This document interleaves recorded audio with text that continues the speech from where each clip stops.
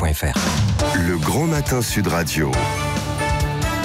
Le petit déjeuner politique. Et à 7h44, merci de nous rejoindre sur Sud Radio, notre petit déjeuner politique qui reçoit ce matin Damien Abad, député des Républicains de l'Ain et candidat à la présidence du groupe LR à l'Assemblée nationale. Philippe. Damien Abad, bonjour. Bonjour. Bienvenue sur Sud Radio. 2 hommes ont été grièvement blessés hier en début d'après-midi à Bayonne.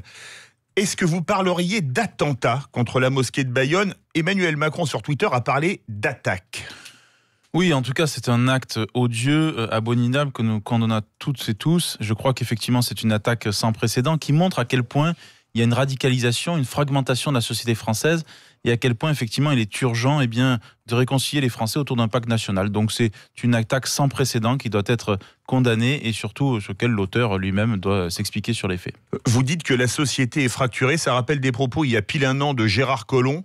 Est-ce qu'on va vivre face à face au lieu de vivre côte à côte ?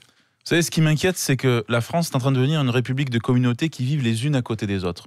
Je ne sais pas si on est encore face à face, mais en tout cas, ce qui est sûr, c'est qu'il y a des frontières de plus en plus imperméables entre la France rurale, des territoires, la France urbaine et la France des banlieues en tant que telle. Et que ces 3 Frances qui se font face, parfois, peuvent effectivement créer un certain nombre de tensions, de difficultés, et qu'il nous faut aujourd'hui que la politique du gouvernement les corrige plutôt qu'elle accentue ces inégalités et ces fractures. Mais justement, il y a quelques jours, Emmanuel Macron a parlé de guerre civile. Et c'est quand même des mots très, très forts, guerre civile. Est-ce que pour vous, ces communautés qui vivent côte à côte, ce communautarisme qui se met en place, malheureusement insidieusement ou de manière visible, pourrait, par malheur, un jour, conduire la France à la guerre civile, Damien Abad ? Et vous savez, le président de la République, il a souvent la parole forte, mais malheureusement, il a les actes faibles. C'est bien de mettre des mots sur un certain nombre de phénomènes qui se passent chez nous, mais ce qu'on attend aujourd'hui, ce sont des actes. Si le président de la République considère qu'il y a une sorte de climat de guerre civile, alors il faut agir. Alors il faut répondre aux enjeux de la fracture territoriale, aux enjeux de la mobilité, aux enjeux de la démographie médicale, aux enjeux de la fracture numérique, aux enjeux qui concernent les Français au quotidien. Et donc il traite cela de guerre civile, mais dans le même temps, il prend un certain nombre de mesures, que ce soit sur la taxe sur les carburants, que ce soit sur un certain nombre de dispositions qui ont été prises, eh bien, qui vont à l'encontre de cela. Donc moi, je veux bien partager avec lui un certain nombre de mots et de réalités. Simplement, il faut aujourd'hui passer des paroles aux actes. Damien Abad, hier, le président de la République a reçu le CFCM, le Conseil français du culte musulman. On attend, oui, depuis assez longtemps maintenant, un discours sur la laïcité du président de la République. Est-ce que vous attendez ce discours ? Et si oui, qu'aimeriez-vous entendre au sein de ce discours ? Oui, c'est très inquiétant d'ailleurs que le président de la République n'ait pas prononcé de discours sur la laïcité depuis qu'il est élu et depuis le temps qu'il le promet. Pourquoi c'est inquiétant ? On est à mi-mandat. Oui, mais pourquoi c'est inquiétant ? Parce que la réalité, c'est qu'on ferme les yeux sur la réalité de ce qui se passe dans notre pays, sur la réalité de la radicalisation religieuse, sur la réalité d'un certain nombre de questions qui sont posées tous les jours dans l'espace public en France. Et on sent que finalement, on ne veut pas rentrer dans ce sujet-là. Donc oui, on attend un discours, mais au-delà du discours, on attend des actes, et des actes qui soient forts.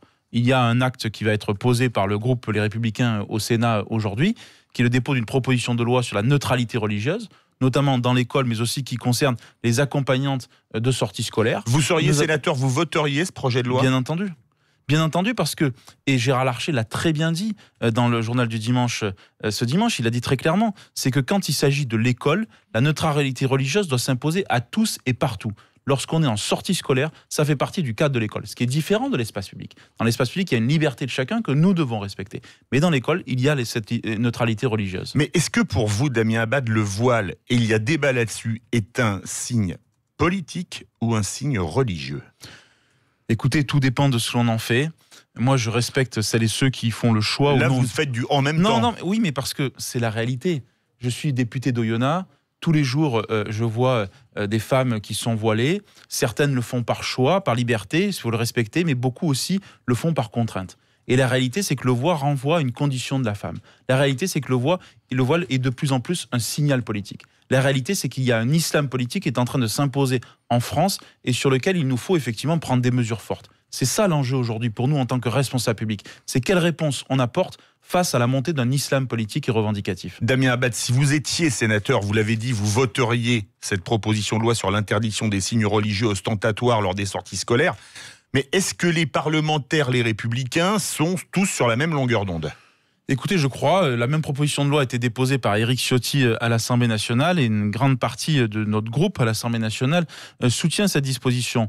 Pour une raison très simple, c'est qu'il nous faut effectivement sanctuariser l'école de la République. Et sanctuariser l'école de la République, ça veut dire que cette école ne doit pas être prise en otage par des considérations religieuses, d'où qu'elles viennent d'ailleurs, et quelles qu'elles soient. Et c'est cela l'enjeu de la société, et c'est cela le respect du principe de la laïcité. On va parler de la SNCF. 3 TGV Atlantique sur 10 aujourd'hui, ça ne s'améliore pas par rapport à hier. Comment est-ce que vous vivez cette grève sauvage, Damien Abad ? Très mal. D'abord parce que cette grève, elle n'avait pas lieu d'être au départ. Elle est partie sur l'idée de droit de retrait. Et il y a eu un détournement justement de ce droit de retrait, fait qu'on n'a pas prévenu, qu'on a pris les Français en otage en plein milieu des vacances. Je veux bien comprendre qu'il y ait un certain nombre d'interrogations, de points à traiter, mais je ne souhaite pas que les Français soient systématiquement pris en otage par les agents SNCF. Et donc, effectivement, c'est une grève qui, je trouve, effectivement, est malvenue. Damien Abad, mais est-ce que c'est pas de bonne guerre en attendant le 5 décembre avec une journée nationale, puisque ce sera contre la réforme du régime des retraites, pardon. Oui, enfin, des régimes de retraite, oui. Vous savez, d'abord, il faut savoir de quoi on parle. La réalité de cette réforme des retraites aujourd'hui, c'est qu'elle est très floue, très ambiguë, avec un calendrier très incertain. Qu'est-ce que j'ai entendu, moi, du président de la République hier ? Que finalement, sur les régimes spéciaux, ça ne s'expliquerait pas avant 2062 si on applique ce qu'on appelle la clause du grand-père. C'est-à-dire à Pâques ou à la Trinité. Exactement. Et déjà, 2022 en politique, c'est considéré comme loin, donc vous imaginez 2062, ce qui peut se passer. Donc je pense qu'il faut être raisonnable. Chez les Républicains, nous le disons, nous voulons cette réforme des retraites, nous voulons la fin des régimes spéciaux, nous voulons l'alignement du public sur le privé, et nous voulons tout simplement une réforme juste et équitable entre les Français. Au sujet des retraites, Emmanuel Macron a assuré hier qu'il n'aurait aucune forme de faiblesse ou de complaisance.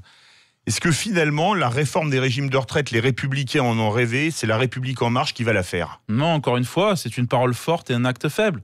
Parce que la réalité, c'est qu'aucune complaisance par rapport à quoi ? Il y a eu dans la même phrase cette aucune complaisance et en même temps un recul sur la question des régimes spéciaux qui était en 2025 dans le rapport de Levoy, qui sont reportés à 2062 si on écoute ces propos. Donc la réalité, encore une fois, c'est que ces paroles fortes masquent la réalité du changement. Et il y a un changement à la marge qui fait qu'on n'a pas le courage de faire une réforme des retraites. Je rappelle que le dernier gouvernement qui a fait la réforme des retraites, c'était un gouvernement de droite. Avez-vous le sentiment que cette réforme, elle va aller jusqu'au bout, puisque le climat social est quand même déjà relativement, on va dire, tendu ? Je ne sais pas. Ce que je souhaite en tout cas, c'est qu'on puisse accélérer les transformations de la société française. Ce que je souhaite, c'est qu'on puisse retrouver de l'équité dans notre système de retraite.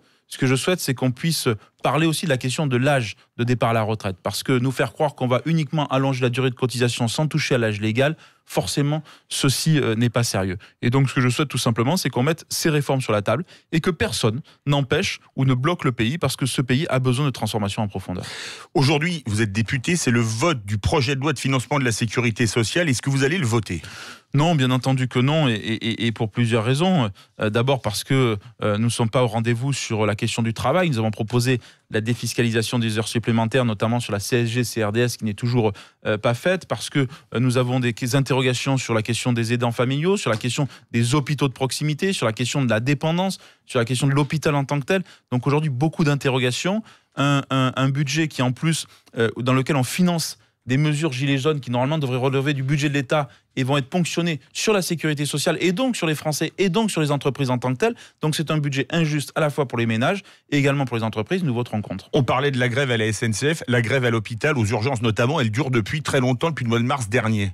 Oui, et pour le coup... Est-ce que vous avez de la compréhension pour les personnels hospitaliers, Bien sûr, et pour le coup, il y a effectivement une vraie souffrance au travail, il y a un vrai manque aussi de moyens. Moi, je souhaite qu'on protège, qu'on préserve la fonction publique hospitalière et surtout qu'on défende nos hôpitaux de proximité. Et aujourd'hui, on le voit bien, ce n'est pas en mettant des sparadraps sur, je dirais malheureusement, des brèches qui sont énormes qu'on en arrivera à éponger cela. Donc il nous faut effectivement un vrai plan santé dans ce pays. La semaine prochaine, Damien Abad, vous serez candidat pour la présidence du groupe des Républicains à l'Assemblée nationale à la place de Christian Jacob. Vous faites figure de favori ? Non.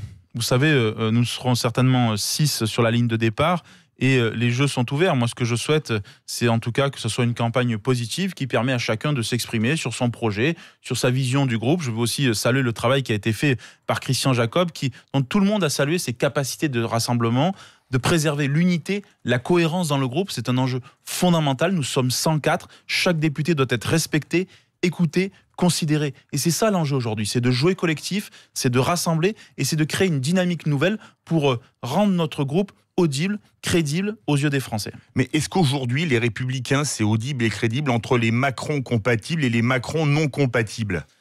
Vous savez, il ne faut pas oublier qu'on Parce a que perdu... pour être crédible, il faut être cohérent. Bien sûr, mais je ne fais pas de langue de bois. Vous savez, on a perdu l'élection présidentielle et on l'a perdu au premier tour. Donc c'est un traumatisme qui n'était jamais arrivé. Bien sûr. Donc c'est un traumatisme politique pour la droite sans précédent. Est-ce qu'aujourd'hui on s'en est relevé ? Bien sûr que non. Est-ce qu'on a l'envie de se relever ? Bien sûr que oui. Ce que je constate simplement, c'est qu'on a un président du parti, Christian Jacob, qui a été élu par 60 000 votants à plus de 60% des voix. C'est donc le président le mieux élu de tous les partis de France. La deuxième chose que je constate, c'est qu'on a un groupe à l'Assemblée nationale qui est un groupe cohérent, solide, qui fait des propositions qui parfois ne sont pas suffisamment entendues, mais qui a envie d'aller de l'avant. Nous avons des militants, nous avons des élus locaux. Il nous faut désormais redonner de l'espoir et créer les conditions d'une alternance crédible aux yeux des Français. Pour moi, il n'y a pas que Le Pen et Macron dans la vie politique française, il y a aussi la droite. En parlant de cohérence, quelle réaction avez-vous quand vous voyez La République En Marche qui soutient le maire Les Républicains de Toulouse, Jean-Luc Moudenc, pour les prochaines municipales ? C'est sauf qui peut, c'est la stratégie du coucou. C'est-à-dire qu'on prospère dans le nid des autres et que la réalité, c'est la stratégie de l'entrisme parce qu'on voit bien la faiblesse territoriale de La République En Marche. En tout cas, Jean-Luc Moudenc est un très bon maire que nous soutenons parce que c'est quelqu'un qui a transformé la ville de Toulouse et qui mérite effectivement le soutien des Républicains. Les Gilets jaunes ont demandé, alors notamment Priscilla Ludowski ou Jérôme Rodriguez, ont demandé un rendez-vous avec le président de la République avant le 16 novembre. Est-ce que vous pensez que le président de la République devrait les recevoir ? Ça fera 1 an que le mouvement des Gilets jaunes a commencé. Le président de la République doit en tout cas prendre conscience de la réalité de ce mouvement. J'ai cru penser qu'il n'y avait pas de porte-parole et qu'il n'y avait pas de leader dans ce mouvement. Donc je ne suis pas sûr que c'est au président de la République de recevoir telle ou telle personne. Au-delà de recevoir telle ou telle personne, ce que je souhaite, c'est qu'il prenne la mesure des difficultés qu'il y a, des tensions sociales, de la fracture territoriale. Il y a un certain nombre de causes qui sont nées de ce mouvement que l'on doit traiter. Et les causes aujourd'hui ne sont pas traitées malheureusement. Damien Abad, dernière question. La question du jour sur Sud Radio, c'est la haine est-elle en train de gagner le pays ? Suite à l'attaque de Bayonne hier, Mélenchon a tweeté « Le harcèlement contre les musulmans a produit son effet. Certains désignent le discours d'Éric Zemmour ou de Marine Le Pen. » Est-ce que pour vous, la haine est en train de monter dans le pays ? Et y a-t-il des responsables, par exemple Éric Zemmour ou Marine Le Pen ? C'est toujours facile de trouver des responsables. La vérité, c'est qu'il y a une radicalisation de la société française. Il y a une république de plus en plus morcelée, il y a une démocratie de plus en plus contestée, et il y a une société de plus en plus fracturée et fragmentée et radicalisée. Ça, c'est une réalité. La société française est radicalisée. Bien sûr qu'il y a une radicalisation religieuse de plus en plus forte. Et cela, c'est une réalité partagée malheureusement au quotidien. Donc moi, ce que je souhaite, c'est qu'on puisse apaiser les tensions par la réforme, par l'équité, par la justice. Pas par effectivement les coups de menton, pas par les déclarations intempestives. Vous savez, on attend des responsables politiques un peu de hauteur, un peu de responsabilité, un peu de sérénité, pas de mettre, d'allumer les braises en permanence. Et si vous étiez au pouvoir, que feriez-vous justement pour éteindre les braises ? D'abord, traiter les questions au fond. La première chose, c'est qu'on répond à la question de la fracture territoriale, puisqu'on parlait du mouvement des Gilets jaunes. 1, l'enjeu de mobilité. 2, la fracture numérique. 3, la fracture médicale. Est-ce que dans ce pays, on peut accepter qu'il y ait des gens qui n'ont plus de médecins généralistes aujourd'hui ? Ensuite, il nous faut effectivement rendre du pouvoir d'achat aux Français sur la question de la baisse des impôts notamment et la correction du déficit public. Et enfin, 3e chose, il faut traiter la question de la sécurité parce que c'est un enjeu majeur aujourd'hui et on voit bien qu'on ne peut pas laisser l'état de droit comme ça se disloquer. Merci beaucoup Damien Abad, député des Républicains et peut-être futur président du groupe LR à l'Assemblée nationale. Et je vous rappelle, suite à votre dernière question, cette question que l'on pose sur Sud Radio, le sondage du jour, suite entre autres au tweet d'Emmanuel Macron qui parle de haine, la République ne tolérera jamais la haine. Et vous en pensez quoi ? Est-ce que la haine est en train de gagner le pays ? Vous n'hésitez pas, sudradio.fr ou sur la page Facebook de Sud Radio ou @Sud Radio par Twitter. À suivre, après le retour de l'info, nous recevrons d'ailleurs Jean-René Etchegaray qui est le maire de Bayonne. Ça sera notre invité en direct à 8h08. Restez sur Sud Radio. 5h-10h, le grand matin Sud Radio.